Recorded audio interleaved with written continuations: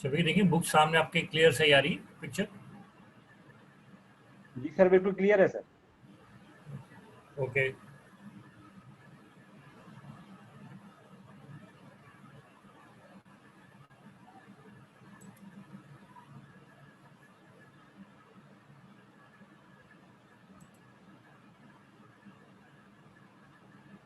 अच्छा, जब ये मैं अपने उसमें स्क्रीन पे क्वेश्चन आंसर सेशंस की विंडो खोलता हूँ तो आपके सामने अभी मैंने खोली हुई है, तो आपके सामने बुक आ रही होती है या उसके ऊपर एक और विंडो आ रही होती है?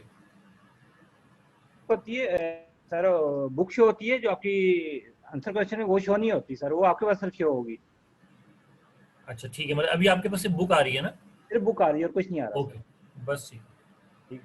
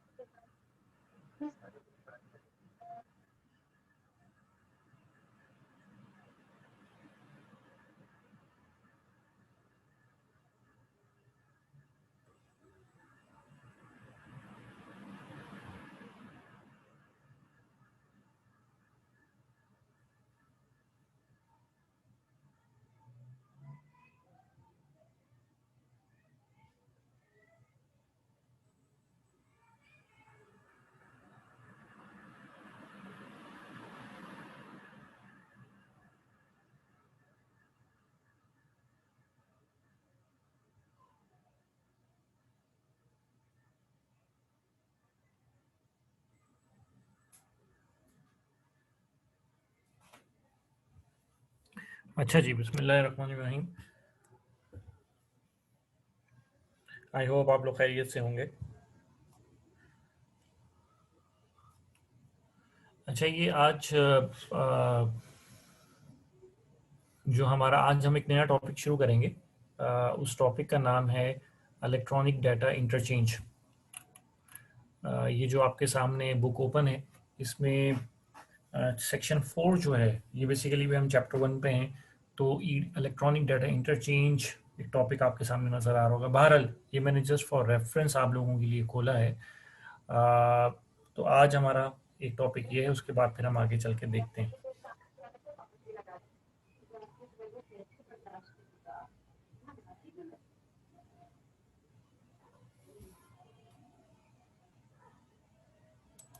अच्छा, इससे पहले कि हम प्रोसीड करें, इसमें किसी किस्म का आपका कोई पिछले लेक्चर से कोई सवाल है तो बताइए।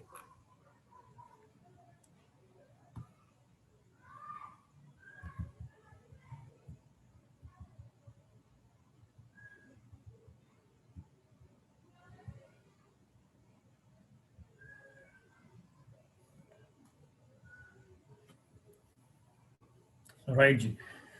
अ, हमारे पास ये जो बेसिकली इलेक्ट्रॉनिक डाटा इंटरचेंज होता है, इसका कॉन्सेप्ट है क्या? इसमें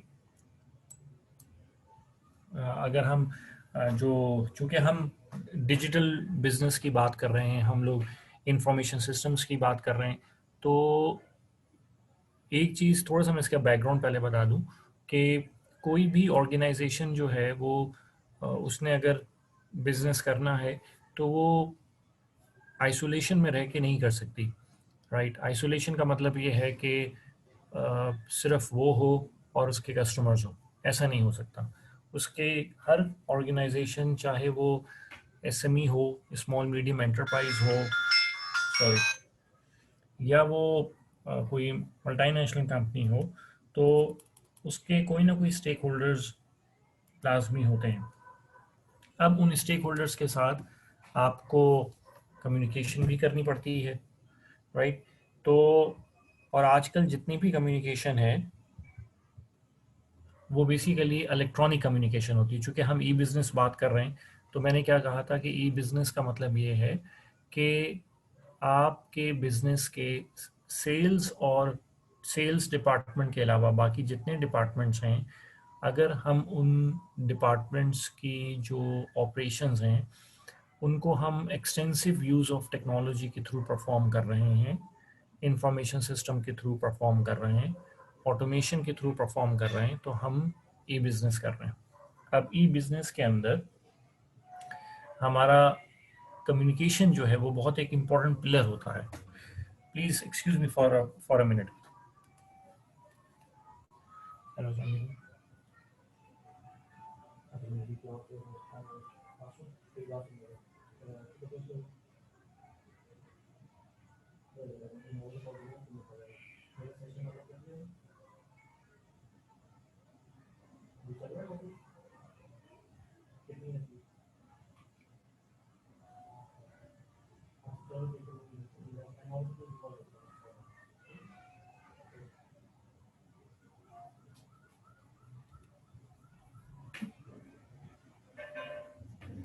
अच्छा जी, तो हमारे पास अब इसको हम कहते हैं कि जब हम आजकल एक तो बिजनेस जो हैं वो जियोग्राफिकली डिस्ट्रीब्यूटेड हैं। मतलब फॉर एग्जांपल अगर हम कंप्यूटर्स की बात करें तो हमारे यहाँ जो R&D हो रही है या जो मेन मैन्युफैक्चरर्स हैं हमारे मेन स्ट्रीम के, वो यूएस में है, लेकिन जो प्रोडक्शन हो रही है वो चाइना के अंदर है मोस्टली, हो या कुछ R&D इंडिया के अंदर है, तो मुख्तलिफ या यूरोपियन कंट्रीज़ के अंदर हैं। तो कहने का मकसद ये है कि हर ऑर्गेनाइजेशन जो है उसने अपने ऑपरेशंस जियोग्राफिकली डिस्ट्रीब्यूट किए हुए हैं, राइट। अच्छा, एक तो इसका मतलब ये हो गया कि within an organization operations distributed हो गए। दूसरी बात, अब हर ऑर्गेनाइजेशन के जो स्टेक होल्डर्स हैं वो भी उसी कंट्री में नहीं है, वो भी जियोग्राफिकली डिस्ट्रीब्यूटेड हो गए। इसका मतलब ये हो गया कि अब जो बिजनेस है वो बेसिकली ग्लोबल है। अच्छा, और अब जो ग्लोबल कनेक्टिविटी है वो हम कहते हैं कि अब दुनिया ग्लोबल विलेज बन गई है। क्यों? क्योंकि दुनिया ग्लोबली तो डिस्ट्रीब्यूटेड है, लेकिन इंटरनेट की वजह से आप सब आपस में एक दूसरे के साथ बहुत वेल कनेक्टेड हैं, और उस कनेक्टिविटी की वजह से हम कहते हैं कि हम एक दूसरे के साथ, हम अब एक ग्लोबल विलेज के अंदर एग्जिस्ट कर रहे हैं, राइट। अच्छा, अब ये आपको क्लियर हो गया कि मैंने क्या बात बताई कि एक बिजनेस जियोग्राफिकली डिस्ट्रीब्यूटेड है, नंबर वन, और हर बिजनेस के मुख्तलिफ स्टेक होल्डर्स हैं, लाइक सप्लायर्स हैं, उसके फाइनेंसर्स हैं, इन्वेस्टर्स हैं, उसके क्लाइंट्स हैं, उसके डिस्ट्रीब्यूटर्स हैं, उसके लॉजिस्टिक एजेंट्स हैं, तो सो ऑन सो फोर्थ, उसके बहुत सारे स्टेक होल्डर्स हैं।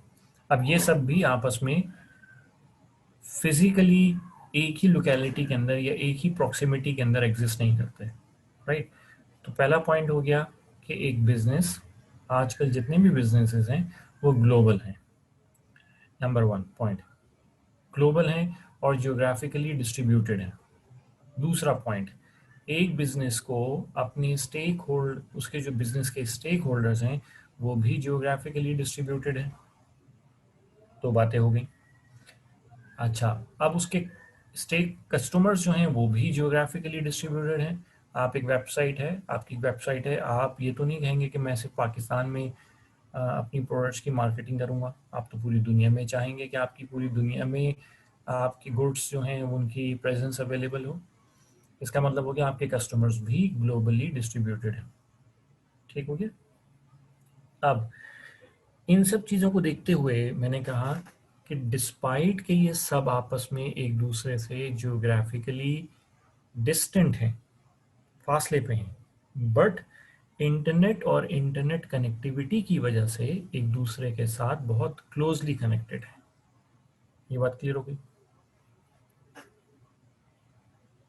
कि ई बिजनेस जियोग्राफिकली का मतलब है कि एक बिजनेस जो है वो जियोग्राफिकली, मतलब जोग्राफियाई तौर पे मुख्तलिफ लोकेशंस पे वाक़या है, राइट। जैसे यूनिलीवर है, वो Pakistan, for example Coca Cola की एग्जांपल ले लें, हम सिर्फ कोको कोला पाकिस्तान की एग्जांपल ले लें, तो मैन्युफैक्चरिंग रहीम यार खान में हो रही है, कोल्ड ड्रिंक की बोतलें हो सकता है गुजरांवाला में बन रही हूँ, ठीक है, डिस्ट्रीब्यूशन हो सकता है कि मुल्तान से हो रही हो कंट्रोल, मार्केटिंग हो सकता है कि कराची से हो रही हो। तो इस तरह से ज्योग्राफिकली डिस्ट्रीब्यूटेड होगा। ये तो मैं सिर्फ एक कंट्री के अंदर बता रहा हूँ। अच्छा, तो मैंने 2 पॉइंट्स बताए, एक ऑर्गेनाइजेशन ज्योग्राफिकली डिस्ट्रीब्यूटेड इन्वायरमेंट में काम कर रही है, और जो स्टेक होल्डर्स हैं वो भी ज्योग्राफिकली डिस्ट्रीब्यूटेड हैं, लेकिन ये सब आपस में मुख्तलिफ लोकेशन पे वाक़या होने के बावजूद एक दूसरे के साथ इंटरनेट कनेक्टिविटी की वजह से, इंटरनेट की वजह से आपस में वेल कनेक्टेड है। ये बात क्लियर होगी? अच्छा, अब अगर एक, फॉर एग्जांपल यूनिलीवर है, राइट, और यूनिलीवर ने फॉर एग्जांपल किसी रॉ मटेरियल से कॉन्ट्रैक्ट करना है या कोई प्रोडक्ट सप्लाई करनी है। फॉर एग्जांपल यूनिलीवर को अपनी प्रोडक्ट्स में वैल्यू एडिशन के लिए शुगर चाहिए, चीनी चाहिए। अब वो चीनी किसी शुगर मिल से लेंगे, ठीक है। अब कोई X Y G for example कोई शुगर मिल है, अब ये दोनों मुख्तलिफ लोकेशंस पे लोकेटेड हैं। तो अब इन दोनों ने, इसका मतलब ये है कि यूनिलीवर का जो सेल्स डिपार्टमेंट है वो जब अपनी सेल्स करेगा तो सेल्स के रिकॉर्ड के एनालिसिस के बाद प्रोडक्शन डिपार्टमेंट को बताएगा या इन्वेंट्री डिपार्टमेंट को बताएगा कि भाई हमारे पास स्टॉक में सेल्स इंक्रीज हो रही हैं और स्टॉक का लेवल नीचे जा रहा है। तो इन्वेंट्री वाले प्रोडक्शन डिपार्टमेंट को कहेंगे कि आप प्रोडक्शन रिज्यूम करें। प्रोडक्शन डिपार्टमेंट प्रोक्योरमेंट डिपार्टमेंट को कहेगा कि हमें प्रोडक्शन के लिए रॉ मटेरियल चाहिए तो चीनी दें। तो परचेज डिपार्टमेंट जो है उनका एक परचेज ऑर्डर जनरेट करेगा। अब वो जो परचेज ऑर्डर है वो बेसिकली किससे शेयर किया जाएगा? उस शुगर मिल के साथ, राइट। इसका मतलब क्या हुआ कि एक ऑर्गेनाइजेशन के एक डिपार्टमेंट ने एक दूसरी ऑर्गेनाइजेशन के डिपार्टमेंट के साथ इंफॉर्मेशन शेयरिंग की। तो ये लोग क्या करेंगे? ये पीओ जनरेट करेंगे, परचेज ऑर्डर, और जब वो शुगर मिल में जाएगा तो वो उनके लिए वो क्या होगा? एक सेल्स ऑर्डर, राइट। तो कन्वेंशनली क्या होता है कि यूनिलीवर का परचेज डिपार्टमेंट अमूमन क्या करता है कि हमारे यहाँ इदारों के अंदर एक परचेज ऑर्डर का एक फॉर्म होता है, मैं भी मैनुअल चीज़ बता रहा हूँ। उस फॉर्म पे हम अपनी इंफॉर्मेशन, जो भी हमें चीज़ें चाहिए, इन्वेंट्री हमें चाहिए, उसकी क्वांटिटी, उसकी क्वालिटी, उसकी रिक्वायरमेंट, उसकी जो भी चीज़ है, जो भी पर्टिकुलर्स हैं वो हम मेंशन करेंगे और वो परचेज ऑर्डर हम भेज देंगे किसको?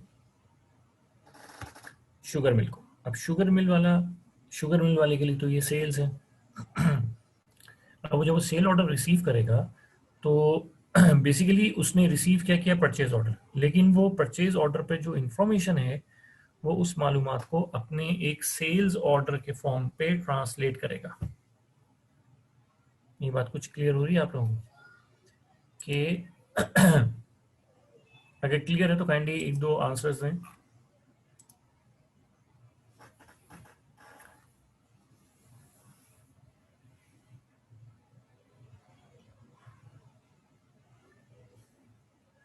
ओके, थैंक यू सामा। तो ओके ऐसा, अब हम करते क्या है कि वो जब वो सेल्स ऑर्डर रिसीव करेगा तो वो अपने सेल्स ऑर्डर के फॉर्म पर वही इंफॉर्मेशन मेंशन करेगा जो कि यूनिलीवर के परचेज ऑर्डर पे थी, ठीक है। तो हमें एक ख़त मिला, हमें एक फॉर्म मिला, हमने उस फॉर्म को पढ़ा और उसमें से वो इंफॉर्मेशन निकाल के अपने अपनी ऑर्गेनाइजेशन का जो सेल्स ऑर्डर है उस पे वो इंफॉर्मेशन को दोबारा से लिखा और फिर हमने उसको प्रोसेस किया विद इन ऑर्गेनाइजेशन। और सेल्स ऑर्डर के ऊपर कुछ प्रोसेसिंग होगी, कुछ ऑफिशियल प्रोसेसिंग होगी, कुछ ऑफिशियल नोटिंग होगी, लोगों का अप्रूवल चाहिए होगा, हो सकता है उस पर कुछ डिस्कशन चाहिए हो, फिर फाइनली अप्रूव हो जाएगा कि हाँ जी इनको चीनी दे दें। वो चीनी जब फिर उसके बाद ट्रांसपोर्टेशन के थ्रू यूनिलीवर के पास जाएगी, यूनिलीवर वाले रिसीव्ड इन्वेंट्री को पीओ के अगेंस्ट वेरीफाई करके अपनी इन्वेंट्री में भेज के उसके अगेंस्ट पेमेंट इनिशिएट करेंगे एक, और वो लोग साथ इनवॉइस जनरेट करेंगे, और ये उस इनवॉइस के अगेंस्ट एक पेमेंट प्रोसेस जो है वो लॉन्च करेंगे, और पेमेंट हो जाएगी थ्रू चेक, पे ऑर्डर, वट। अब इस सारी प्रोसेसिंग में ये बताने का, ये मिसाल देने का मकसद ये था कि यूनिलीवर ने इन्फॉर्म प्रोडक्शन करने के लिए कुछ इंफॉर्मेशन को शेयर किया, किसके साथ? शुगर मिल के साथ। अच्छा, अब जो जब इन लोगों ने आपस में इंफॉर्मेशन शेयरिंग की तो इस इंफॉर्मेशन में कुछ डिले आया। डिले कैसे आया कि आपके यहाँ एक बंदा है, ऑपरेटर है, कोई कोई कोई फॉर एग्जांपल कोई ऑफिसर है, उसने बैठ के परचेज ऑर्डर फिल किया, उसने उसको पढ़ा, रिव्यू किया कि कहीं कोई मिस्टेक तो नहीं है, अपने बॉस से उस पर साइन सिग्नेचर लिए, उसको डिस्पैच किया कोरियर के थ्रू। वो कोरियर, अब ज़रा सोचते जाएं, एक बंदा परचेज ऑर्डर पे कुछ लिखेगा, राइट, उसके बाद उसको रिव्यू करेगा, फिर वो अपने सुपरवाइज़र से उसको सिग्नेचर लेगा और पूरी चेन ऑफ कमांड फॉलो होगी, फिर उसके बाद वो कोरियर के थ्रू डिस्पैच होगा, फिर वो जो पीओ है वो कुछ देर लॉजिस्टिक्स में रहेगा, फिर वो शुगर मिल को मिलेगा, शुगर मिल का जो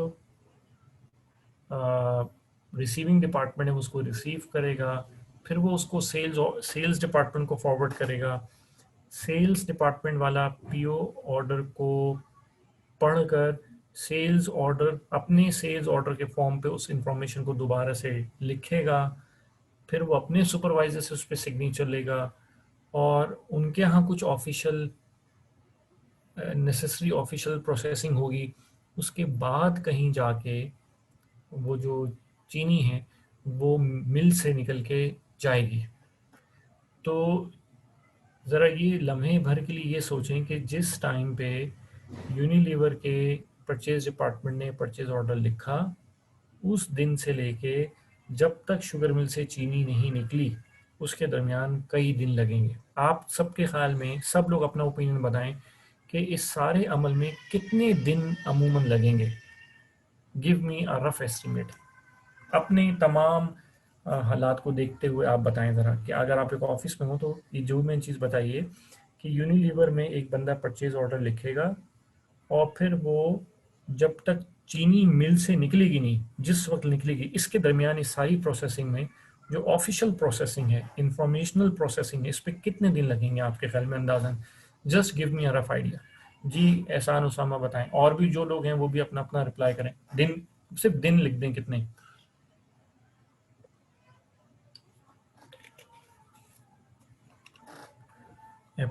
एहसान ने कहा 15 से 20 दिन, उसामा ने कहा 10 से 15 दिन, बख्तावर 5 से 10 दिन, फर्रुख 12, उसामा 5,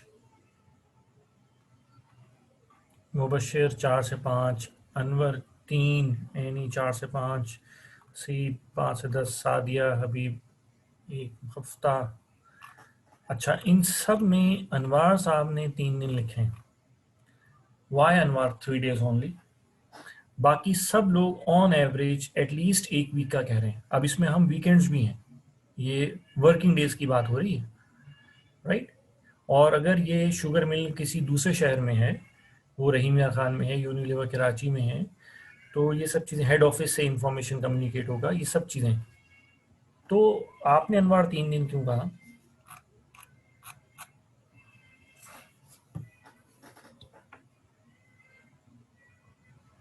खैर बहरहाल अनवार ने 3 दिन कहा, बाकी सब ने, अगर सब की दिनों की मैं एवरेज निकालूं तो कम से कम 7 से 10 दिन लग रहे हैं।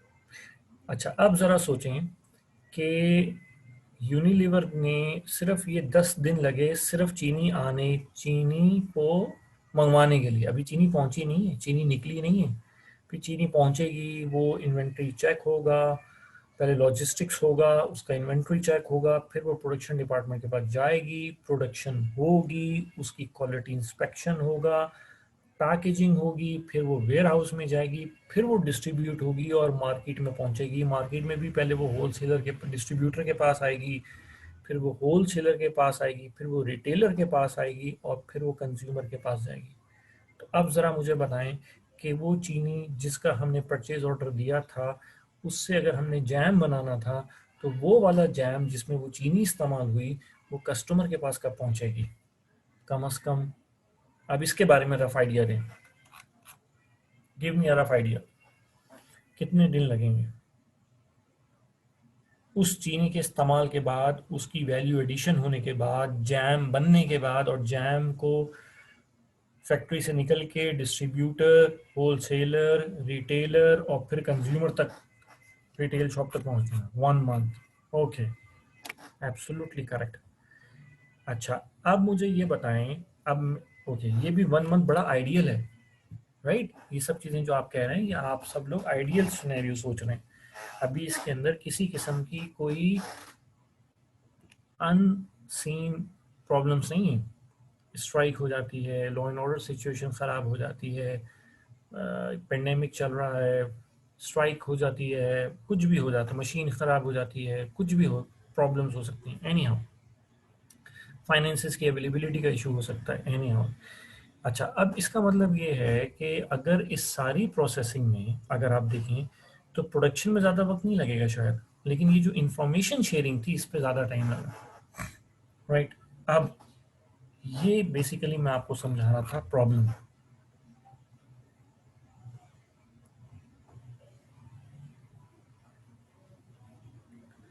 उसामा, अभी तो मैं कुछ लिख ही नहीं रहा, अभी तो मैं सिर्फ बता रहा हूँ, बोल रहा हूँ, तो जब वो मैं लिखूंगा तो मैं शेयर कर दूंगा। तो कहने का मकसद ये है कि अब इसका मतलब ये हुआ, अब आप दो चीज़ें सोचें कि अब हम इस वक्त को कैसे रिड्यूस कर सकते हैं। इस वक्त को हम इस तरह से कम कर सकते हैं कि हमने ये जो इंफॉर्मेशन शेयरिंग की है, राइट? अब ज़रा गौर से सुनिएगा, मैंने बताया कि ये जो इंफॉर्मेशन की शेयरिंग थी, ये एक्सचेंज ऑफ इंफॉर्मेशन था। एक्सचेंज ऑफ इंफॉर्मेशन बुनियाद है इंफॉर्मेशन प्रोसेसिंग की। तो इंफॉर्मेशन एक्सचेंज में अगर वक्त लगेगा, तो इंफॉर्मेशन प्रोसेसिंग में वक्त लगेगा। अब इस वक्त को अगर हमने ओवरऑल रिड्यूस करना है, तो हमें दो काम करने हैं। एक तो हमें इंफॉर्मेशन के एक्सचेंज के तरीक़ेकार को बेहतर बनाना है, और दूसरी बात इंफॉर्मेशन की प्रोसेसिंग को बेहतर बनाना है। इंफॉर्मेशन की प्रोसेसिंग को बेहतर बनाने के लिए तो हम इंफॉर्मेशन सिस्टम ले आए, और इंफॉर्मेशन के एक्सचेंज को बेहतर बनाने के लिए हम इंटरनेट की कनेक्टिविटी ले आए। अब अगर हम ये सारा काम इलेक्ट्रॉनिक ईमेल्स के थ्रू करें, अब ज़रा सोचें कि इलेक्ट्रॉनिक ईमेल्स के थ्रू करें, तो आपके ख़्याल में हमें कोई कोरियर नहीं करना, हमें ये सब चीज़ इंफॉर्मेशन सिस्टम के थ्रू, अब मैं चीज़ों को बेहतर कर रहा हूँ कि हमने इंफॉर्मेशन को, एक इंफॉर्मेशन सिस्टम के फॉर्म को फिल किया, राइट? उसको अप्रूव कराया, उसके बाद किसी ने उसके लिए ईमेल लिखी, वो ईमेल गई किसी दूसरी ऑर्गेनाइजेशन के पास, उन्होंने वो ईमेल पढ़ी, ईमेल से फॉर्म को डाउनलोड किया, डाउनलोड करने के बाद फॉर्म को, जो परचेज ऑर्डर आया था, उसको प्रिंट किया। सब गौर से सुन रहे हैं?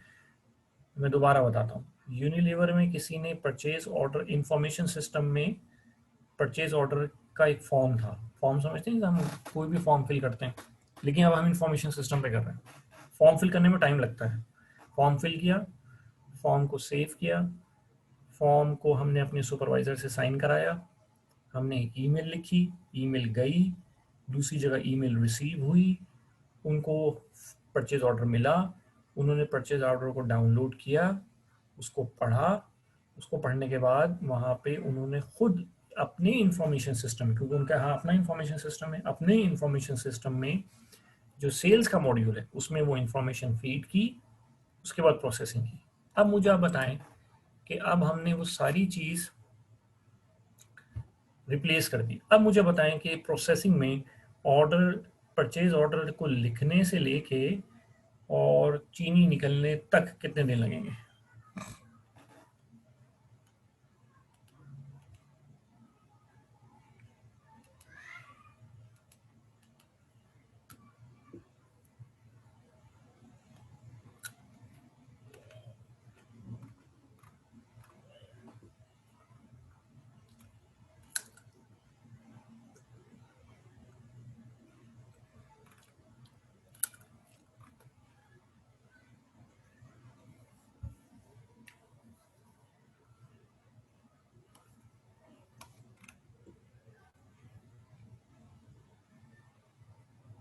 ओके, फरूक 15 से 17 दिन क्यों?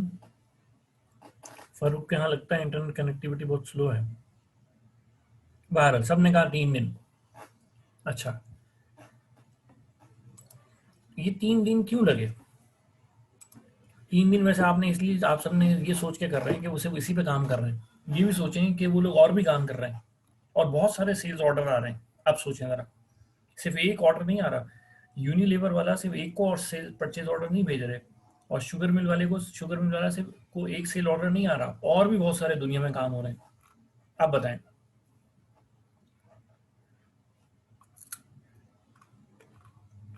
1 week, okay, good estimate Bakhtawar, Farooq good. मतलब आप ये सब सोच रहे हैं कि सिर्फ यूनिलीवर जो है वो सिर्फ जैम बना रहा है और सिर्फ शुगर का ऑर्डर दे रहा है एक। नहीं भाई, बहुत सारे ऑर्डर्स आ रहे हैं।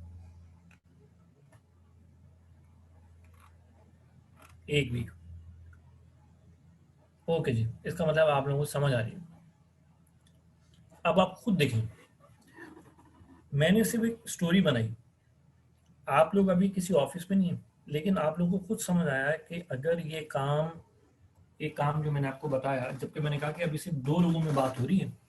अभी हम ये नहीं कह रहा कि यूनिलीवर के पीछे, यूनिलीवर के 1000 क्लाइंट्स हैं और तो कितने सेल्स ऑर्डर आ रहे होंगे। अभी मैंने सिर्फ एक की बात की थी, उस पर आप लोगों ने कहा कि 25 से 30 दिन। फिर आप लोगों को जब मैं थोड़ा सा ऑटोमेशन की तरफ लेकर आया तो आप लोगों ने कहा खुद कि वही काम अब हफ्ते में हो जाएगा। Okay, is it clear now?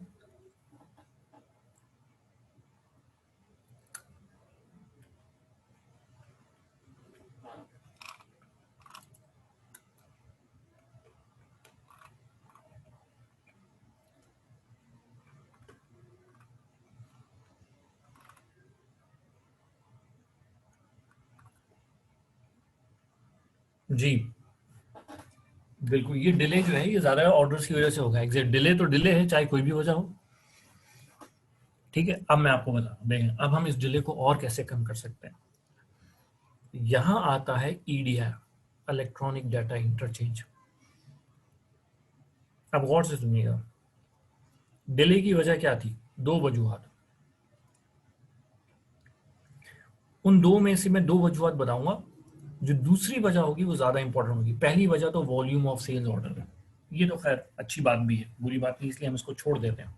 हम कोई भी इदारा जो है वो वॉल्यूम ऑफ सेल्स ऑर्डर या वॉल्यूम ऑफ परचेज ऑर्डर को डिले को रिड्यूस करने की, कम करने की कोशिश नहीं करेगा, वरना वो बहुत अकलमंद होगा, राइट? वो ऐसा कुछ भी नहीं करेगा। मेरे पास ज़्यादा कस्टमर आ रहे हैं तो मैं कहूँ कि बहुत बिजी हो गया, तो भाई ये तो अच्छी बात है, शुक्र अदा करना चाहिए अल्लाह ताला का, तो मुझे उसको मैनेज करना है ना। तो ये कोई वजह नहीं है, तो पहली वजह खत्म हो गई, एक ही वजह रह गई अब। दूसरी वजह क्या है? दूसरी वजह ये थी कि डिस्पाइट कि अब हम इंटरनेट है हमारे पास और हमारे पास इंफॉर्मेशन सिस्टम है, फिर भी डिले आया। उसका रीज़न था, उसका रीज़न ये था कि यूनिलीवर के यहाँ जो सेल्स ऑर्डर था उसका एक अपना फॉर्म था, क्योंकि वो यूनिलीवर वाला है। जो शुगर मिल के यहाँ परचेज ऑर्डर था उनका अपना एक फॉर्म था। आप किसी भी बैंक में चले जाएं, अगर गौर करें, किसी भी बैंक में चले जाएं तो हर बैंक आपसे एक जैसी मालूमात पूछता है, क्योंकि स्टेट बैंक ऑफ पाकिस्तान ने तमाम बैंक्स को अकाउंट ओपन करने के लिए जो इंफॉर्मेशन कलेक्ट करनी है उसकी हदायत दी हुई है। लेकिन किसी का फॉर्म नीला होगा, किसी का पीला होगा, किसी का हरा होगा, किसी का सुर्ख होगा, होगा सबका खाली, आपने भरना है। लेकिन होगा क्या? कोई नाम ऊपर पूछेगा, कोई नाम नीचे पूछेगा, कोई राइट पे पूछेगा, कोई लेफ्ट पे पूछेगा, कोई फ्रंट पे पूछेगा, कोई बैक से पूछेगा। तो कहने का मकसद सिर्फ फॉर्मेट का फर्क होता है, ले प्रेजेंटेशन का फर्क है, लेआउट का फर्क है, और कोई फर्क नहीं है। आपने जो एक बैंक को और कुछ एडिशनल इन्फॉर्मेशन पूछ लेते हैं, मैंडेटरी इन्फॉर्मेशन जो है वो तमाम बैंक से एक जैसी लेते हैं, ये आप गौर कीजिएगा। इसका मतलब हो गया कि हमारे केस में जो डिले आया था उसका रीज़न ये था कि यूनिलीवर का जो सेल्स ऑर्डर है, एक तो वजह ये थी कि यूनिलीवर के यहाँ सेल्स ऑर्डर था, वो परचेज ऑर्डर था। शुगर मिल के यहाँ वही परचेज ऑर्डर सेल ऑर्डर बन गया, और दोनों चूंकि इदारे मुख्तलिफ थे, दोनों के फॉर्म्स मुख्तलिफ थे, तो पहले एक शख्स ने फॉर्म फिल किया, उसने उसको भेजा, दूसरे के पास रिसीव हुआ, इसमें वक्त नहीं लगा। दूसरे के पास जब रिसीव हुआ, उसने वो इंफॉर्मेशन को डाउनलोड करके दोबारा अपने परचेज ऑर्डर में फिल किया। यहाँ ज़्यादा देर लगती है। आपने फॉर्म रिसीव हुआ, आपने उस फॉर्म से इंफॉर्मेशन ली, उसको दूसरे फॉर्म पे सबमिट की और फिर उसको प्रोसेस किया।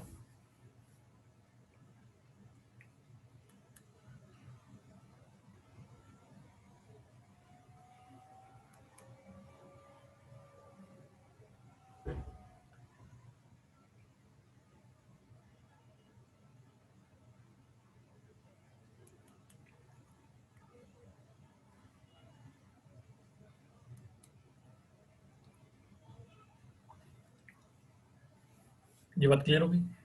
अब इस चीज को ऑटोमेट करने के लिए हमने क्या किया, अब ये सोचें कि इधर एक इंफॉर्मेशन सिस्टम है यूनिलीवर का, दूसरी साइड पे एक और इंफॉर्मेशन सिस्टम है किसका, शुगर मिल का, और दोनों आपस में किससे कनेक्टेड है, इंटरनेट से। ठीक है। इंफॉर्मेशन सिस्टम ए, इंफॉर्मेशन सिस्टम बी। एक let me open the word, मैं जरा वर्ड ओपन कर लूँ फिर आप लोगों को बताता हूँ।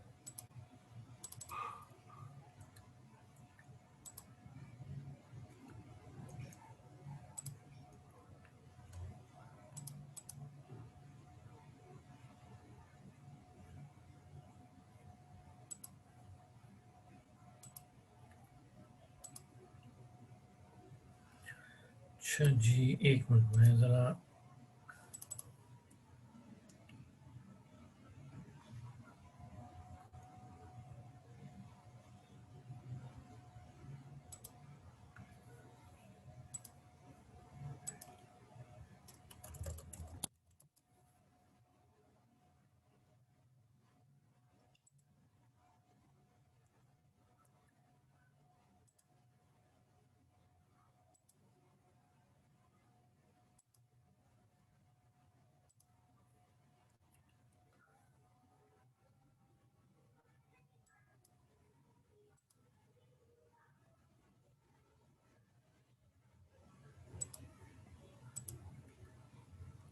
अच्छा जी, आप लोगों के सामने ये सॉफ्टवेयर खुला होगा।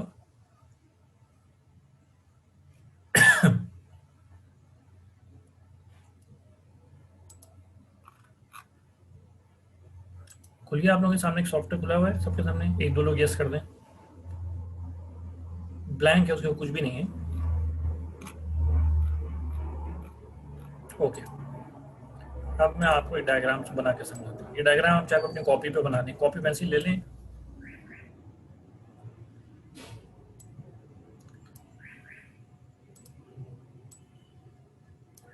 अब आप ये देखें कि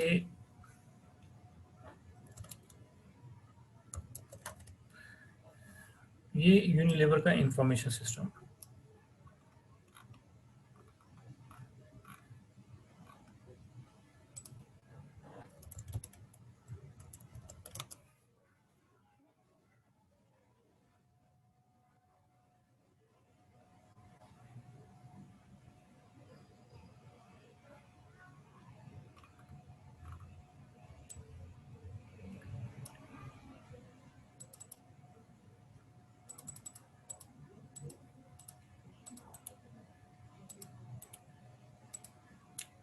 ठीक है, ये यूनिलीवर है और ये वो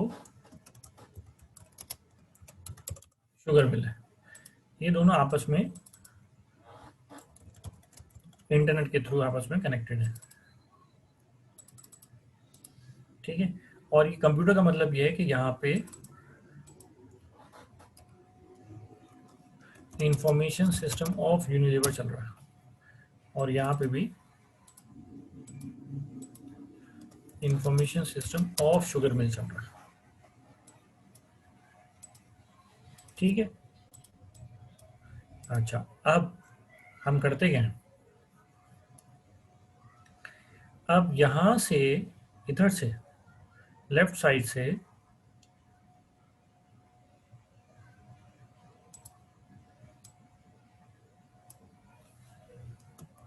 एक सेल्स ऑर्डर जाना है,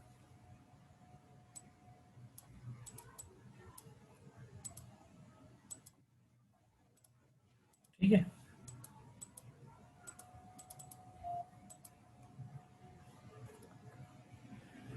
और यहाँ पे एक परचेज ऑर्डर बनना है। अच्छा, अब ये सेल्स ऑर्डर जो है इनका अपना एक फॉर्मेट है,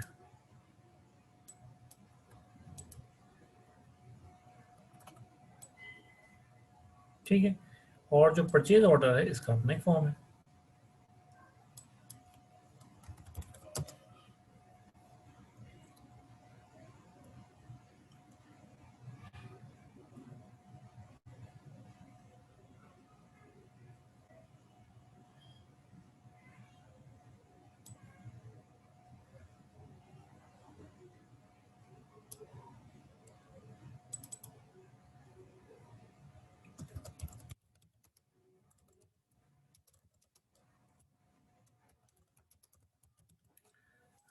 अब ये जो साहब हैं ये बेसिकली इंफॉर्मेशन जो है वो इस इंफॉर्मेशन सिस्टम के अंदर इंसर्ट करेंगे।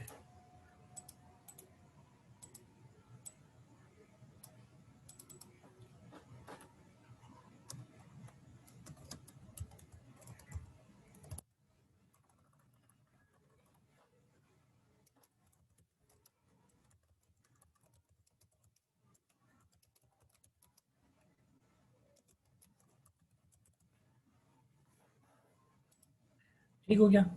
अच्छा जी, अब आप यहाँ पे स्टेप्स क्या हैं मैं दफ़ा बोलता हूँ। स्टेप नंबर 1 क्या है कि ये जो शख्स है इन्होंने इस इंफॉर्मेशन सिस्टम के अंदर सेल्स ऑर्डर की रिक्वायरमेंट्स को मेंशन किया। Step number 1। स्टेप नंबर 1 समझ आ गया सबको? ओके। उसके बाद इन्होंने उसको अपने सुपरवाइजर से साइन करवाया। स्टेप नंबर 3, और इन ईमेल कर दी। ये 3 काम हुआ, ठीक है। नंबर 1 काम क्या था? Prepare an SO. उसके बाद गेट इट साइंड। और नंबर 3 ईमेल द साइंड एसओ। अच्छा, इन्होंने क्या किया? Received email and open it.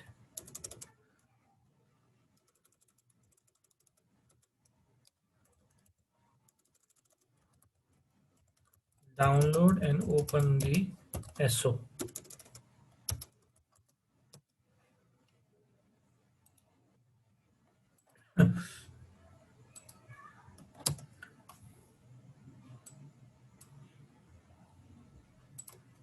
इन्होंने ईमेल को रिसीव किया, ईमेल को डाउनलोड किया और एसओ को ओपन किया। ओके। उसके बाद क्या किया? नंबर 3 के अंदर fill the PO in the information system of the sugar mill। ये हो गई बात, ठीक है। अब इसमें भी टाइम लगा इस सारी एक्टिविटीज के अंदर। क्यों लगा? क्योंकि इसका जो फॉर्मेट था और इसका जो फॉर्मेट था वो मुख्तलिफ था। अब हम क्या करेंगे? अब हमने इस डिले को रिड्यूस करना। ये प्रॉब्लम समझ आ गई सबको? सिनेरियो समझ आ गया? अब मैं आपको ये बताऊंगा कि हम ईडीआई से इस प्रॉब्लम को कैसे रिजॉल्व करेंगे, इस डिले को कैसे रिड्यूस करेंगे, तो आपको समझ आएगी।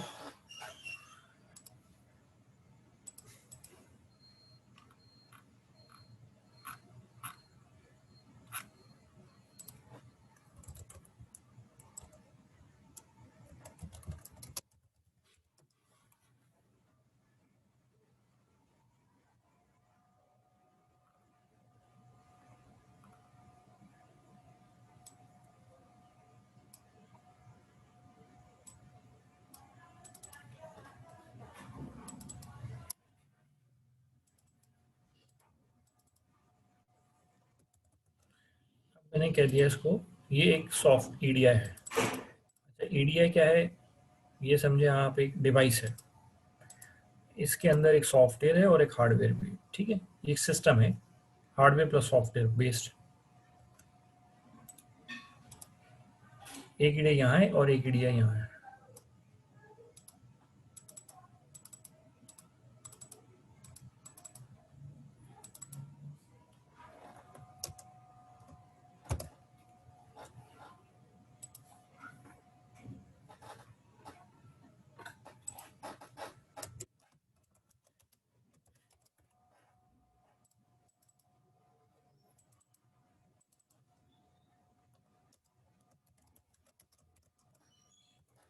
राइट जी। अब इन्होंने क्या किया, अब आप देखेंगे कि क्या होगा। अब होगा ये कि ये साहब जो हैं वो सेल्स ऑर्डर फिल करेंगे, ठीक है, अपने एसओ के हिसाब से। और उसके बाद अब प्रॉब्लम क्या थी कि जो डॉक्यूमेंट शेयरिंग हो रही है, इलेक्ट्रॉनिकली जो डॉक्यूमेंट शेयरिंग हो रही है, उनके मुख्तलिफ ऑर्गेनाइजेशंस के अंदर फॉर्मेट मुख्तलिफ है, जिसकी वजह से इंफॉर्मेशन प्रोसेसिंग में डिले आता है। अब इस डिले को रिड्यूस करने के लिए हमने क्या किया कि हमने इंफॉर्मेशन सिस्टम्स के दरमियान एक और सिस्टम ले आए। ये एक टेक्नोलॉजी का नाम है, ठीक है। ये एक टेक्नोलॉजी है जो कि हार्डवेयर प्लस सॉफ्टवेयर बेस्ड, ये आपको किसी से ख़रीदना पड़ेगा। ईडीआई मुख्तलिफ ऑर्गेनाइजेशन ईडीआई प्रोवाइड करती हैं। ये एक सोल्यूशन है, एक प्रॉब्लम का सोल्यूशन है, ऑटोमेटेड सोल्यूशन है। ये डिवाइस भी मिलती है और डिवाइस के अंदर सॉफ्टवेयर भी होता है, राइट। तो हमने वो सिस्टम, ये समझे सिस्टम खरीद लिया। अब होगा क्या, इसका काम है इलेक्ट्रॉनिक डाटा इंटरचेंज। ये क्या करेगा, ये यूनिलीवर के सेल्स इंफॉर्मेशन सिस्टम से इंफॉर्मेशन लेगा, ठीक है, और ईमेल करेगा। यहाँ पे क्या करेगा, इसका सिर्फ काम ये है कि ये सेल ऑर्डर बना दे इसके मुताबिक, और किसको दे दे, ईडीआई को। बस इसने इतना काम करना है। बाकी काम क्या होगा, ईडीआई क्या करेगा, ईडीआई ये जो सेल्स ऑर्डर था इसको एक और फॉर्मेट में कन्वर्ट करेगा। वो फॉर्मेट क्या है, आंसी X12, ये फॉर्मेट है वो, ठीक है। ये समझिए इसकी अपनी लैंग्वेज है, यूं समझ लें, इसको हम फॉर्मेट कह रहे हैं। उसके बाद इसने क्या किया, सेल्स ऑर्डर को इस फॉर्मेट में कन्वर्ट किया। कन्वर्ट करने के बाद इंटरनेट के थ्रू ट्रांसमिट किया, और जो रेसिपिएंट ईडीआई था उस तक पहुंचाया। रेसिपिएंट ईडीआई ने क्या किया, उसने क्या मिला उसको, वो फॉर्मेट मिला X.12 में। ये किसका था, ये कन्वर्टेड एसओ है, ठीक है। ईडीआई ने क्या किया, एसओ को, सेल्स ऑर्डर को कन्वर्ट किया इस फॉर्मेट में, फिर ट्रांसमिट किया, और इसने क्या किया, उसको दोबारा उसको रिसीव किया। अब क्या होगा, ये क्या करेगा, ये इसको पता है कि इस इंफॉर्मेशन सिस्टम में ये जो पीओ है उसका क्या फॉर्मेट है, ठीक है। तो ये क्या करेगा, इस रिसीव्ड X.12 को खुद ऑटोमेटिकली इस पीओ के फॉर्मेट के मुताबिक ट्रांसफॉर्म करके इस इंफॉर्मेशन सिस्टम में फीड कर देगा। तो इसको कुछ करना ही नहीं पड़ा।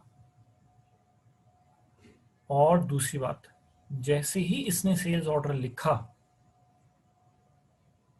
और इसको दिया, उसी लम्हे इसने इसको ट्रांसमिट किया, उसी लम्हे इसने, जितना टाइम ट्रांसमिशन में सेकंड्स में लगे, उसके बाद इसने उसी लम्हे इस रिसीव्ड एक्सओ को इसके पीओ के अंदर कन्वर्ट कर दिया। तो ये सारा काम ईडीआई की वजह से बहुत जल्दी हो गया। तो हमने क्या किया कि हमने दो इंफॉर्मेशन सिस्टम्स के दरमियान एक कॉमन फॉर्मेट के अंदर, तो ये क्या कर रहा है, ये जो चीज़ है यहाँ तक, इसका काम बेसिकली क्या हो गया,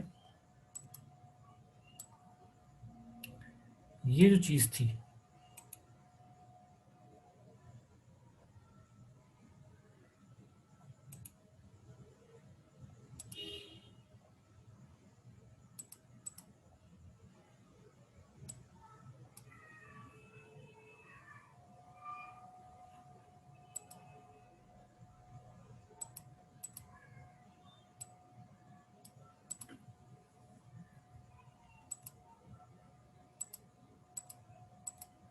बहरहाल ये जो चीज़ थी, इसने क्या किया यहाँ पे,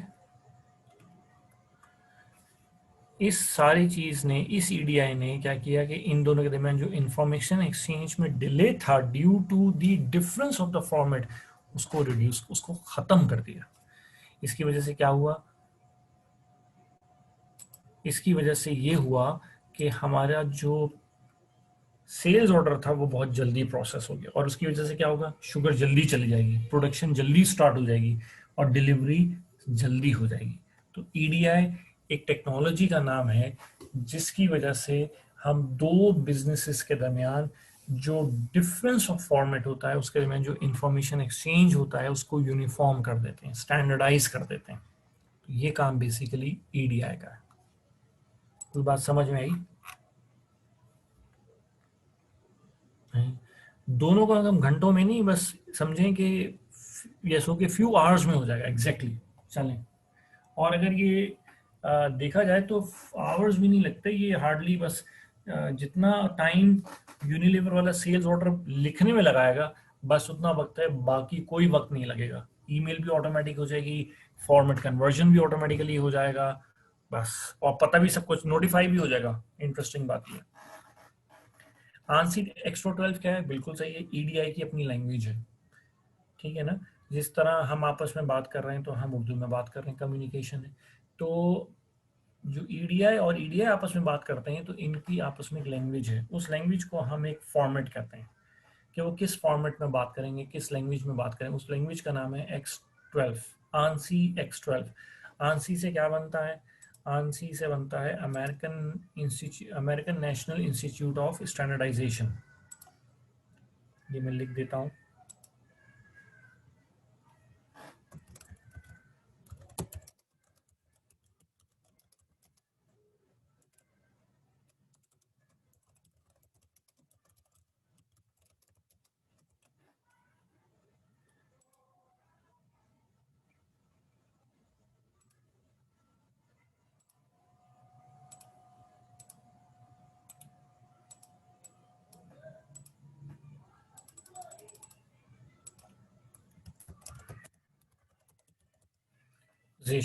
राइट।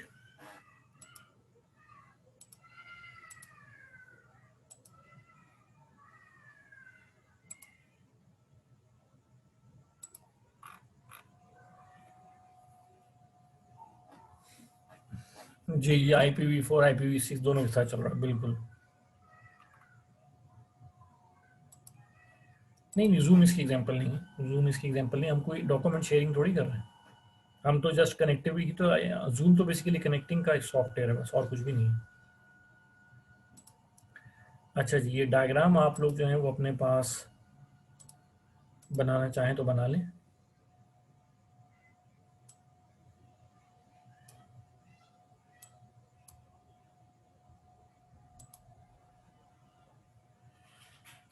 ये डायग्राम आप लोग अपने पास बना लें अगर बनाई है तो।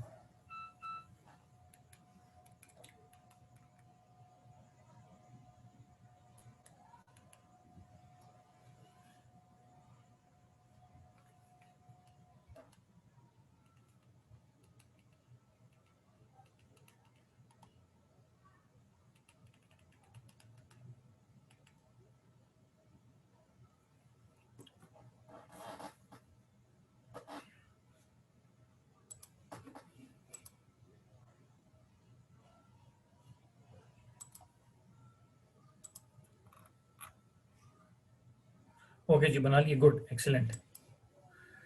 राइट जी, समझ आया ईडीआई कुछ? आई होप कि ये समझ आया होगा। जी समझ आ गई ईडीआई, ईडीआई समझ आया आपको? अब इसके बेनिफिट्स भी आपको समझ आ गए होंगे। प्रॉब्लम्स इसकी क्या हो सकती हैं कि डेफिनेटली ये कॉस्टली सोल्यूशन है, इसके लिए आपको पैसे खर्च करने पड़ेंगे, बिल्कुल।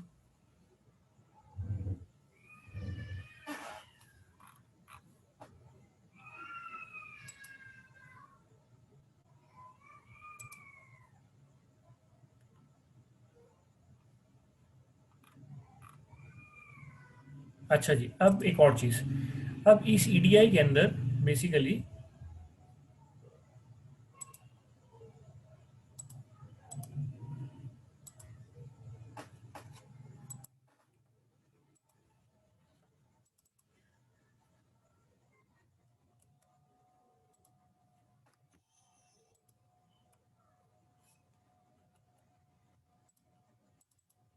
ये जो ईडिया है इसके बेसिकली तीन हिस्से होते हैं।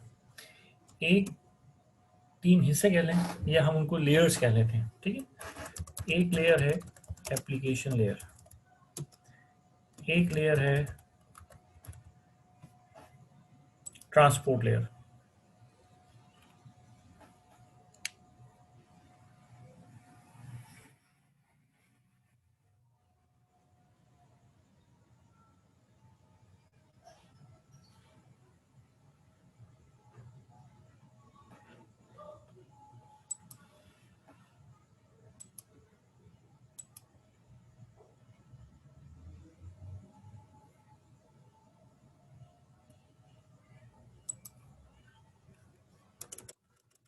एक लेयर हो गई एप्लीकेशन लेयर, एक हो गई ट्रांसपोर्ट लेयर, और एक हो गई आपकी,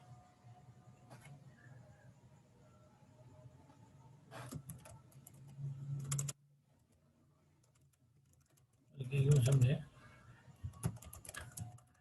ट्रांसलेशन लेयर, और एक हो गई ट्रांसपोर्ट लेयर, ठीक है।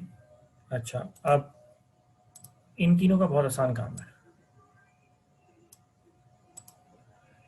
एप्लीकेशन लेयर जो है उसका काम है इसके साथ बात करना, इस ईडीआई और इस आईएस के दरमियान बातचीत करना, या यूज़र के साथ बात करना। मतलब जिस तरह ये अब मेरे सामने आप देखिए, मैं ड्राइंग बना रहा हूँ, तो बेसिकली मैं सॉफ्टवेयर के थ्रू, सॉफ्टवेयर के साथ कैसे बात कर रहा हूँ, इस स्क्रीन के थ्रू या इस पैनल के थ्रू बात कर रहा हूँ, ऐसे ही है ना। इसको जीयूआई भी कहते हैं। तो ये एप्लीकेशन लेयर है, ये जो आपके सामने नजर आ रही है, ये जो फॉर्म खुला हुआ है, जो बटन है, मुख्तलिफ मेन्यूज नजर आ रहे हैं।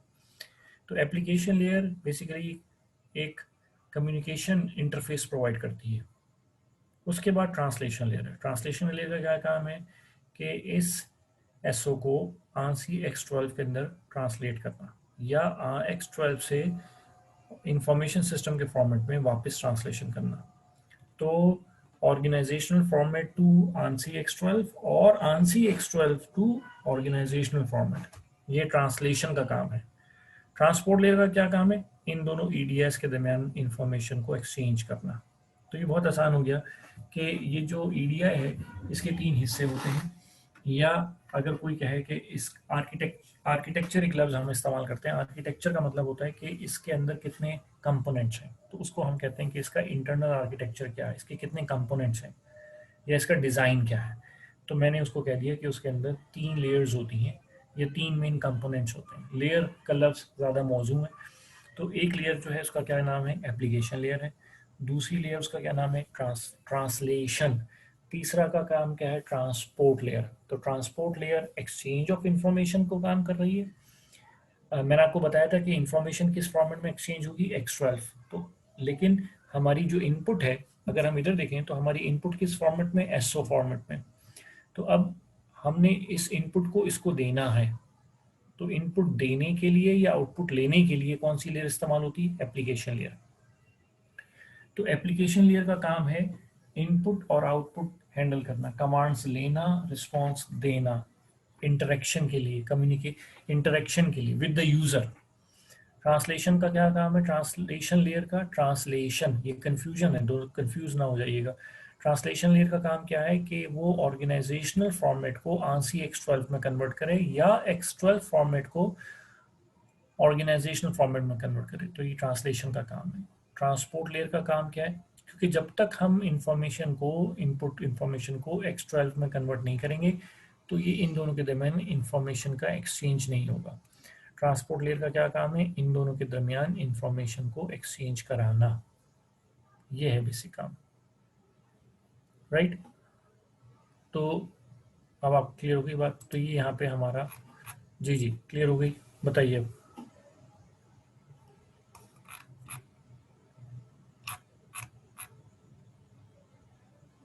अभी तो मैंने लिखा था यार आंसी।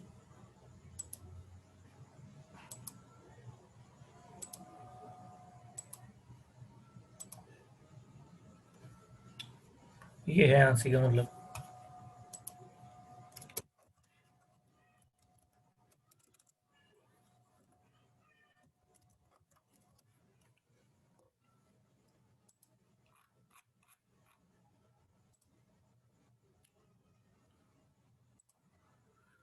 चलो पूरा टॉपिक हमने पढ़ लिया और हमें नाम नहीं पता।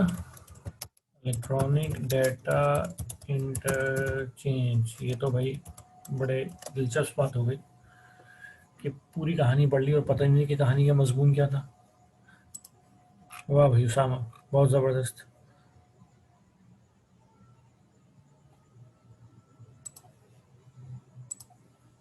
जनाब अब ईडीए क्लियर हो गया?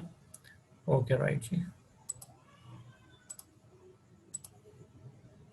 तो ये अब मैंने ईडीए यहाँ पे आ गया, ठीक है। ये ईडीए है, अब आप ये पढ़ लीजिएगा सारा, आपके सामने बुक खुली हुई है। ये इसकी आर्किटेक्चर है, ये लेयर्स मैंने बता दी, यहाँ लेयर्स का नाम मुख्तलिफ है। बहरहाल आप देख लीजिएगा, मैं बात एक ही होती है। ये देख लिया आपने? अच्छा जी, ये क्लियर हो गई यहाँ तक।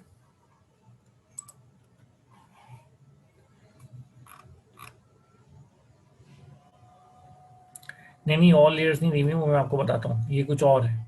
ये ईडीआई एंड ओएसआई मॉडल है, ये मैं बताता चलूँ। अच्छा, अब ईडीआई में 3 ही लेयर्स होती हैं। उसामा भाई अभी सब्र तो कर लें आप लोग, यहाँ सिर्फ 3 ही लेयर्स हैं, ये 7 लेयर्स कुछ और हैं, आगे हेडिंग भी तो पढ़े हैं आप लोग। ईडीआई एंड ओएसआई लिखा है भाई, समझा तो करो। और उन 7 लेयर्स में, ये बात क्लियर हो गई। अब मैं आपको दूसरी बात समझाता हूँ।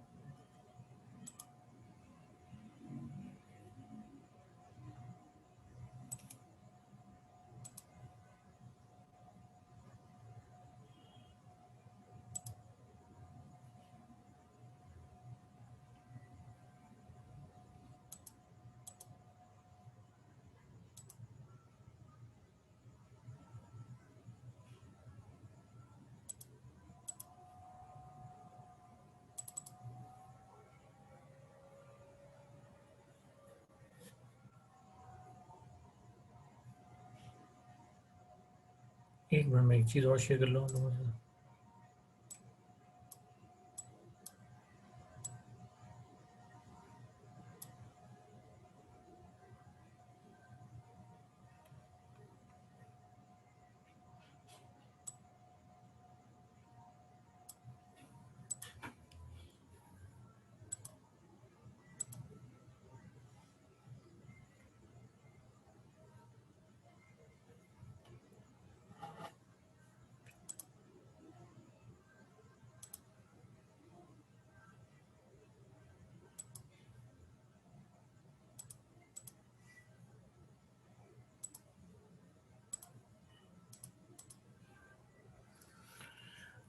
अच्छा जी, अब आपके सामने,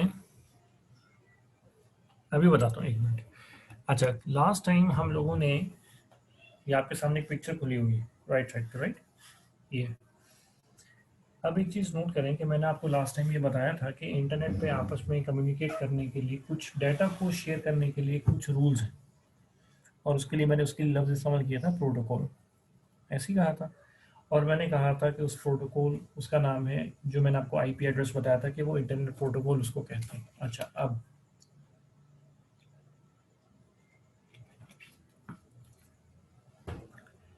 एक बात, अगला टॉपिक शुरू, अब जो अगला टॉपिक है उसका नाम है ओएसआई मॉडल, राइट। ये आपके सामने यहाँ पे लिखा हो ओएसआई मॉडल।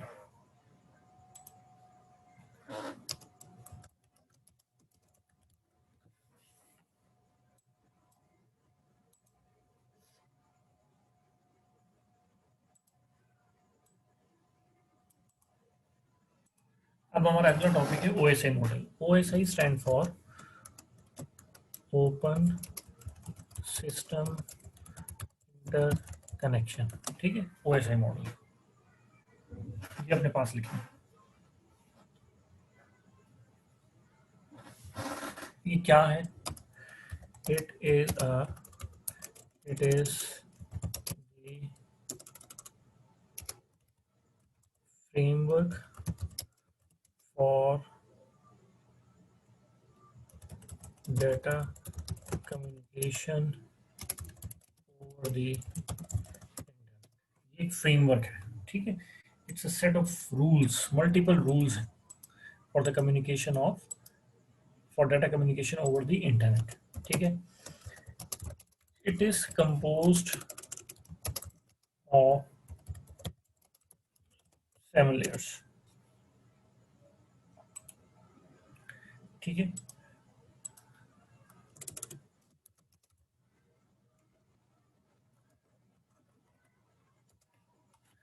अब वो 7 लेयर्स क्या है? अच्छा, ये बात याद रहे कि ओएसआई मॉडल जो है उसके अंदर 7 लेयर्स है। ईडीआई के अंदर मैंने बताया था कितनी लेयर्स है, 3 लेयर्स है, ठीक हो गई। अब हम उन 7 लेयर्स के बारे में पढ़ते हैं।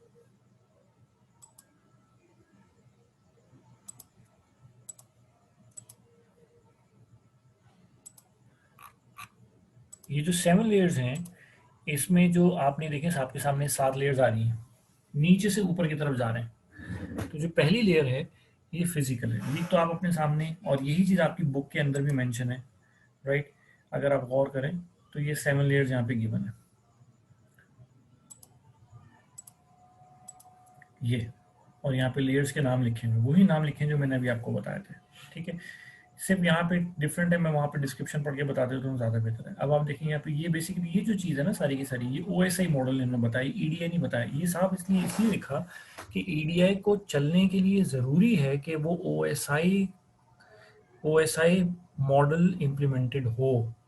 क्योंकि ईडीआई क्या है, मैंने बताया था, ईडीआई जो है वो बेसिकली एक डॉक्यूमेंट एक्सचेंज का सोल्यूशन है, लेकिन उस सोल्यूशन को भी कुछ कवानीन की पाबंदी करनी है। तो ईडीआई, हमें ईडीआई चाहिए, ईडीआई को चलने के लिए ईडीआई को कुछ कवानीन की पाबंदी करनी है। इसका मतलब है कि हमारा काम तब तक नहीं होगा जब तक ईडीआई उन रूल्स एंड रेगुलेशंस की कंप्लाइंस, लफ्ज कंप्लाइंस का मतलब होता है पाबंदी, नहीं करेगा। तो वो कवानीन क्या हैं, इसलिए यहाँ बताना ज़रूरी है कि ईडीआई के लिए ज़रूरी है कि वो ओएसआई मॉडल को फॉलो करे। अब वो क्या है वो हम पढ़ रहे हैं।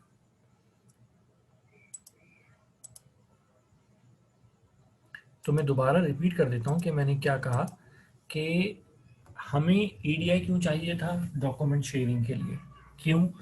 क्योंकि हमारे पास, हमने इंफॉर्मेशन प्रोसेसिंग डिले को रिड्यूस करना है।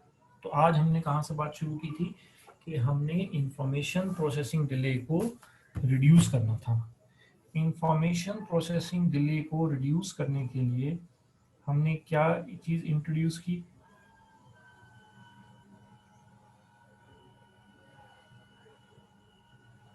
हमने इंट्रोड्यूस की ईडीआई, इलेक्ट्रॉनिक डाटा इंटरचेंज।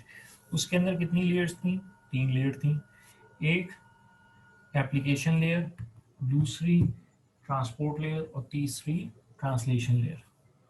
अच्छा, अब ईडीआई को चलने के लिए, क्योंकि ईडीआई ट्रांसमीटर साइड पे भी और रिसीवर साइड पे भी, ईडीआई को चलने के लिए कुछ कवानीन की पाबंदी करनी है। वो रूल्स कौन से हैं? वो है ओएसआई। तो अब हम उस ओएसआई को पढ़ें। अब ओएसआई के अंदर कितनी लेयर्स हैं? 7 लेयर्स हैं।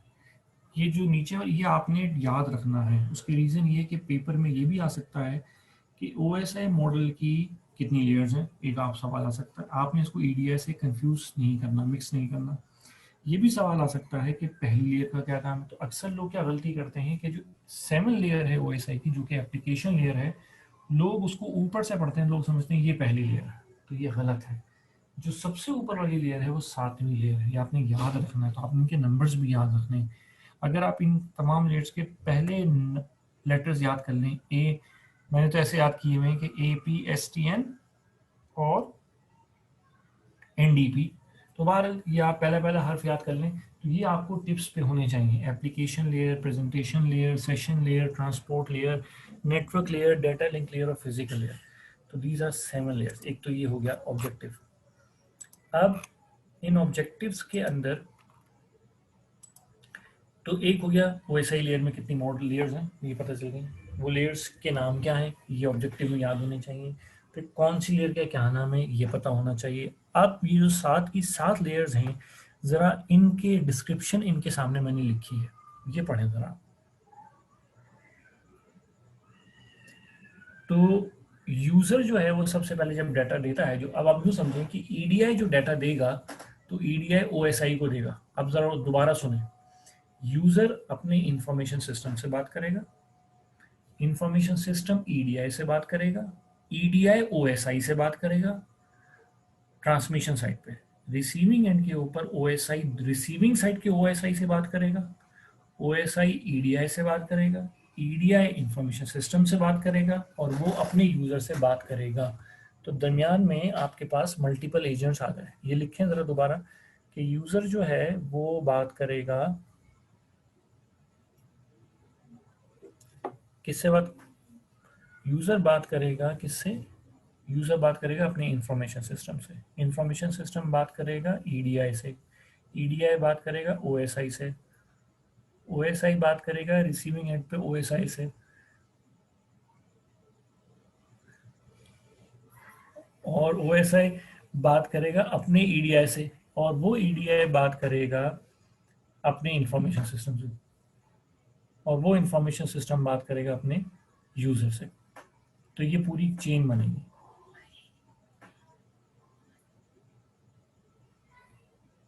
अब इसमें जो लेयर्स, अब तो ओएसआई लेयर जो है, तो ईडीआई के अंदर 3 लेयर्स हैं और ओएसआई के अंदर 7 लेयर्स हैं।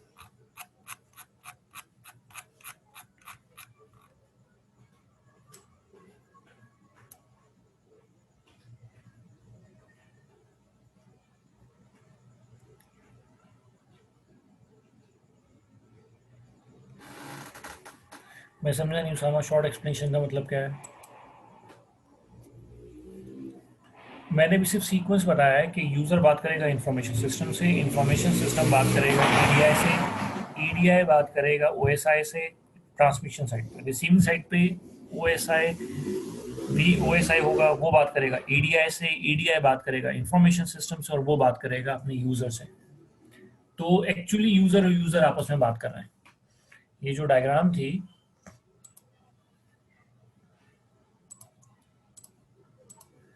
यूज़र फिर इंफॉर्मेशन सिस्टम फिर ईडीआई। अब यहाँ पे कहीं आप इसको यूँ कर लें, मैं इसको एक से एक्सप्लेन कर देता हूँ।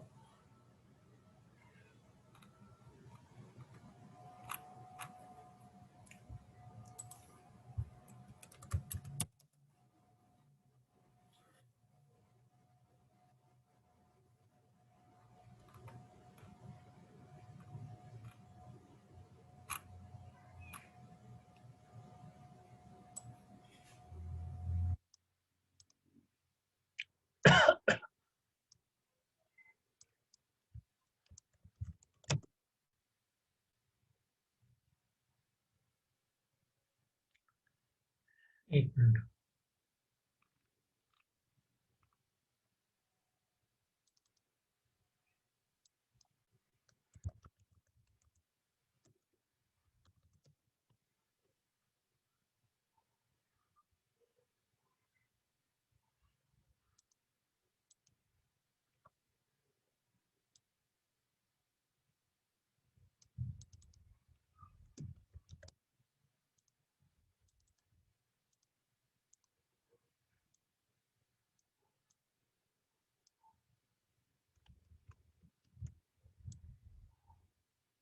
अब आप ये समझें कि यहाँ पे भी ओएसआई है, वहाँ पे भी ओएसआई है।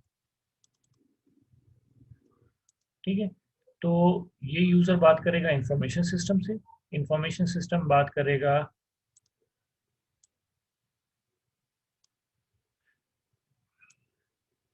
यूज़र बात करेगा इंफॉर्मेशन सिस्टम से, इंफॉर्मेशन सिस्टम बात करेगा किससे, ईडीआई से, ईडीआई बात करेगा ओएसआई से, ओएसआई डाटा इंटरनेट पे जाएगा, इंटरनेट से डाटा ओएसआई पे जाएगा, ओएसआई से डाटा ईडीआई पे जाएगा, ईडीआई से डाटा इंफॉर्मेशन सिस्टम को, इंफॉर्मेशन सिस्टम से डाटा इसको। ये देखिए कितना आसान हो गया। प्रोसेस समझ में आया? इंफॉर्मेशन सिस्टम से, यूजर इंफॉर्मेशन सिस्टम से, यूजर इंफॉर्मेशन सिस्टम से, इंफॉर्मेशन सिस्टम ईडीआई से, ईडीआई ओएसआई से, ओएसआई इंटरनेट से, इंटरनेट से ओएसआई, फिर ईडीआई, फिर इंफॉर्मेशन सिस्टम और यूजर। तो एक्चुअली कम्युनिकेशन किससे हो रही है? इन दोनों की। और ये इंफॉर्मेशन इनके थ्रू हो रही है। कुछ क्लियर हुआ बात? I hope so. किसी को समझ आया ना आया, मुझे तो आ गया। इससे ज़्यादा आसान तरीके से वर्चुअली नहीं समझाया जा सकता।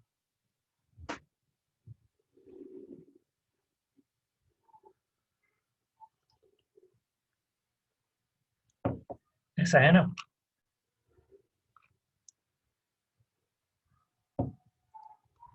जी बख्तावर, समझ आई?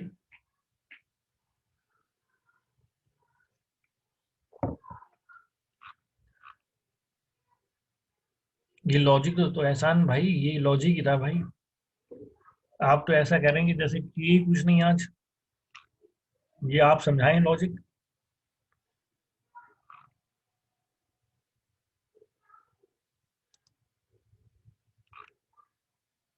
मेरा गला खुशक हो गया एहसान भाई, और आप कह रहे हैं सिर्फ लॉजिक समझ में आए।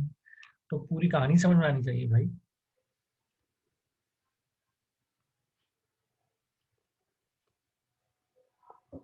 अब हम जाएंगे ओएसआई की तरफ। ये बात क्लियर हो गई?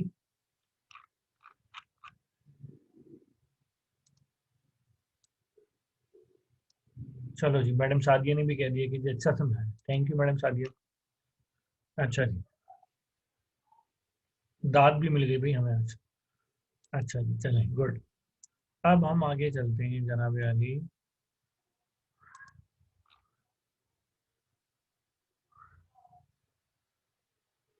अरे भाई, सेशन लेयर पे तो मैं आया ही नहीं है एहसान। अभी तो मैं जाने तो दो मुझे, वो ऐसा भी तो मैंने भी शुरुआत ही नहीं की।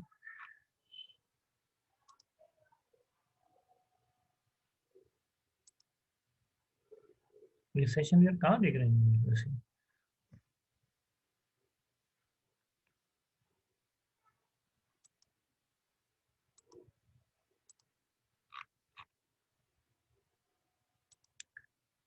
ओके जी।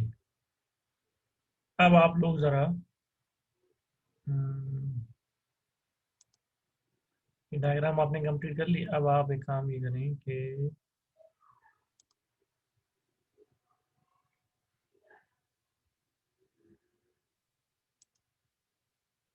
1 मिनट।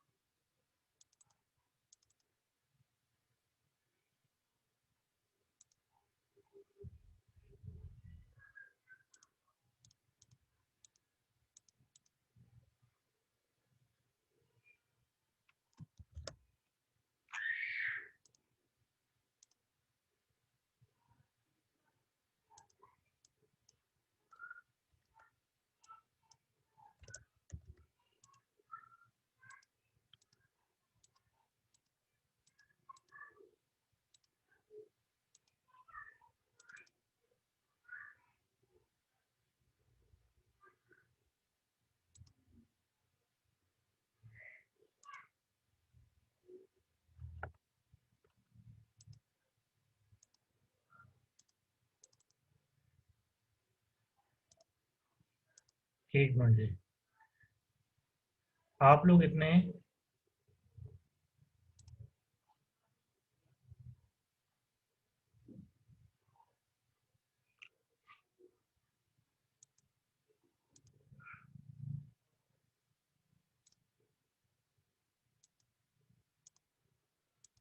आप लोग इतने ये लेयर्स पढ़े हैं जरा।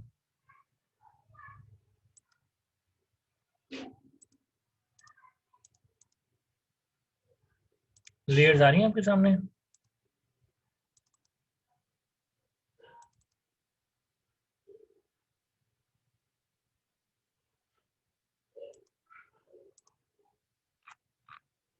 ये लेयर्स पढ़े जरा सारे।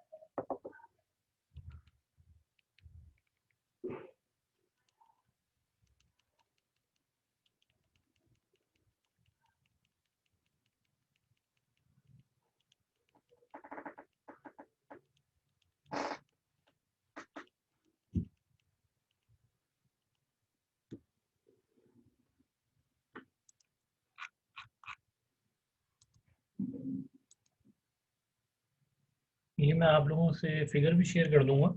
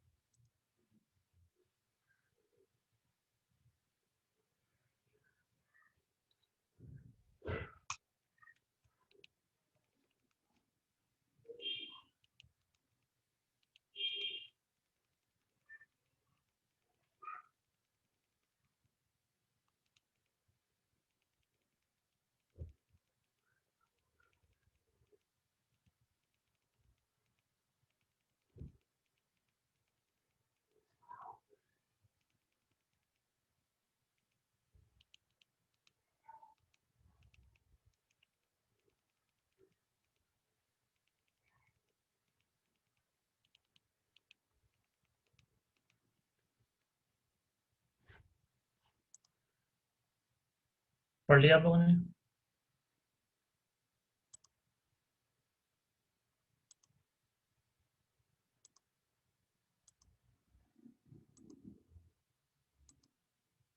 चलें जी, इन 7 लेयर्स को फिर हम इंशाल्लाह कल डिस्कशन करेंगे इसकी।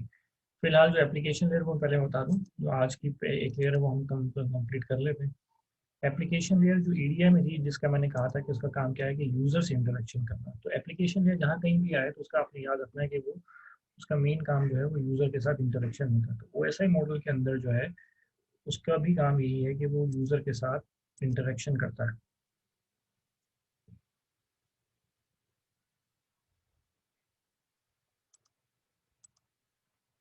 ठीक है जी, चलें फिर इंशाल्लाह नेक्स्ट में मुलाकात होगी।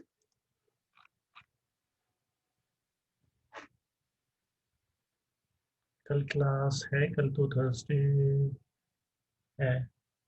हाँ मतलब जो भी नेक्स्ट डे क्लास होगी उसकी बात कर रहा हूँ मैं। ये तो पहले 2 दिन तो मेरे ख्याल से कोई एडमिनिस्ट्रेटिव थे बहरहाल, कोई एक अलग चीज़ है। तो अब जो नेक्स्ट क्लास, जो भी नेक्स्ट डे क्लास हमारी प्लान होगी उसके ऊपर होगी इंशाल्लाह। ठीक है, ओके, अल्लाह हाफिज़।